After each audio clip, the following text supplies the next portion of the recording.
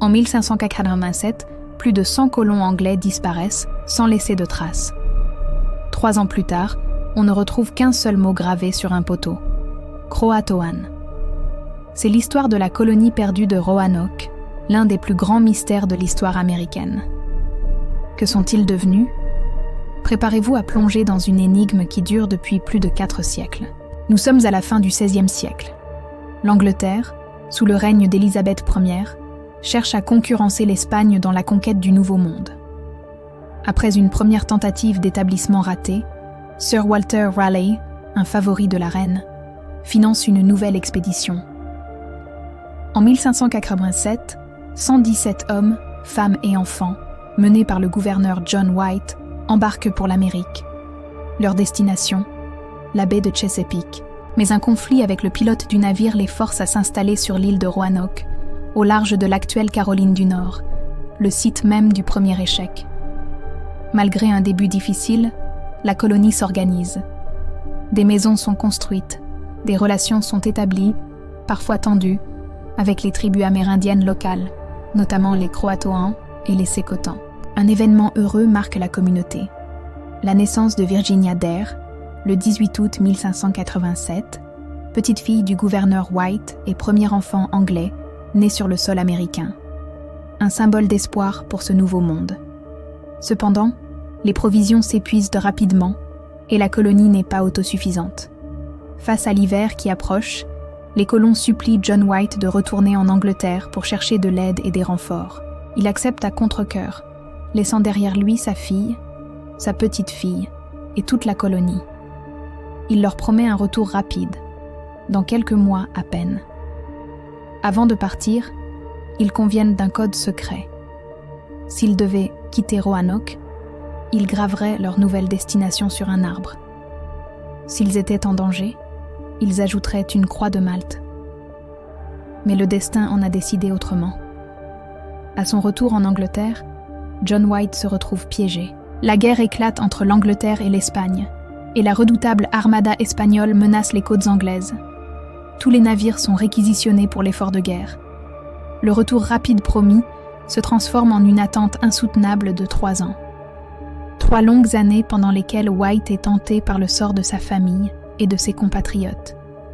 Ce n'est qu'en août 1590, le jour de l'anniversaire de sa petite-fille Virginia, que John White peut enfin accoster de nouveau à Roanoke. L'île est étrangement silencieuse. Alors qu'il s'approche du site de la colonie, un sentiment d'angoisse l'envahit. Le campement est désert.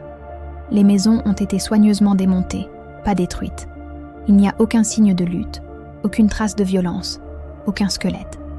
C'est comme si les 117 colons s'étaient simplement évaporés. En fouillant les alentours, White et ses hommes découvrent 2 indices. Sur un poteau de la palissade entourant le village, un mot est gravé en lettres capitales « Croatoan ». Sur un autre arbre, ils trouvent les lettres « CRO ». Il n'y a aucune croix de Malte. Le message semble clair. Les colons sont partis vers l'île de Croatoan, aujourd'hui connue sous le nom d'île d'Hatteras, foyer de la tribu amie du même nom. Soulagé, John White veut immédiatement se diriger vers Croatoan, mais une violente tempête se lève, endommageant son navire et rendant toute navigation dangereuse. L'équipage, épuisé et effrayé, refuse de continuer. Le cœur brisé, White est forcé de rebrousser chemin vers l'Angleterre. Il ne reverra jamais l'Amérique, ni sa famille. Il mourra sans savoir ce qu'il est advenu de la colonie perdue. Alors, que s'est-il passé ? Le mystère de Roanoke a donné naissance à d'innombrables théories. La plus évidente, suggérée par le message lui-même, est celle de l'assimilation. Les colons, à court de ressources, auraient simplement rejoint leurs alliés, la tribu croatoane, pour survivre. Ils se seraient intégrés à leur société, se mariant et fondant des familles. Cette théorie est soutenue par des témoignages ultérieurs. Des explorateurs du XVIIe siècle ont rapporté avoir rencontré des Amérindiens, à la peau plus claire et aux yeux gris, affirmant descendre des colons anglais. Des fouilles archéologiques récentes sur l'île d'Hatteras ont même mis au jour des objets européens de la fin du XVIe siècle, mélangés à des poteries locales, suggérant une cohabitation. C'est la théorie la plus plausible et la plus optimiste. Une autre hypothèse, plus sombre, est celle du massacre. Les relations avec toutes les tribus n'étaient pas amicales.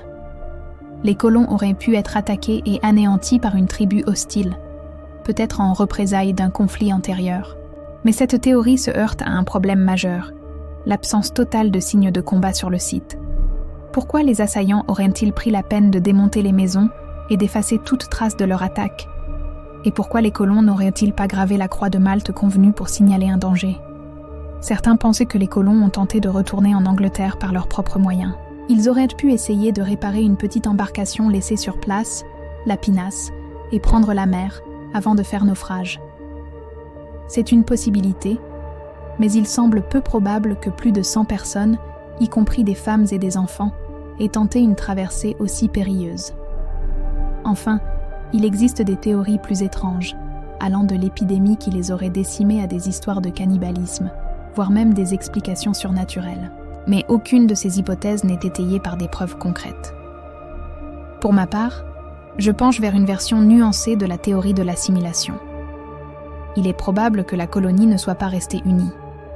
Face à la faim et à l'incertitude, le groupe s'est peut-être scindé. Une partie, la plus importante, serait bien allée à Croatoan, comme l'indique le message. D'autres petits groupes auraient pu tenter leur chance à l'intérieur des terres, cherchant refuge auprès d'autres tribus. Le destin de ces petits groupes aurait été varié.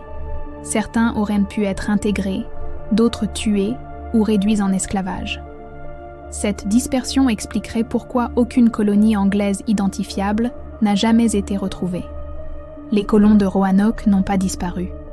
Ils se sont dilués dans le paysage et les peuples du Nouveau Monde. Le mot « Croatoan » n'était peut-être pas une destination, mais un commencement. Le début d'une nouvelle vie, d'une nouvelle identité pour ces pionniers. Leur histoire n'est peut-être pas celle d'une disparition tragique, mais celle d'une adaptation et d'une survie extraordinaire, une fusion de deux mondes. Le mystère demeure, car nous cherchons une colonie perdue, alors qu'il faudrait peut-être chercher les traces d'un peuple nouveau, né de cette rencontre. Le mystère de la colonie perdue de Roanoke continue de nous fasciner, car il nous rappelle que l'histoire n'est pas toujours écrite noir sur blanc. Parfois, elle se murmure dans le vent, s'inscrit sur un bout d'écorce et laisse place à notre imagination. Et vous, quelle est votre théorie? Pensez-vous qu'ils se sont intégrés, qu'ils ont été massacrés, ou qu'une autre explication se cache derrière ce? Si cette plongée dans l'histoire vous a plu, n'oubliez pas de laisser un pouce bleu et de vous abonner pour ne pas manquer nos prochaines enquêtes.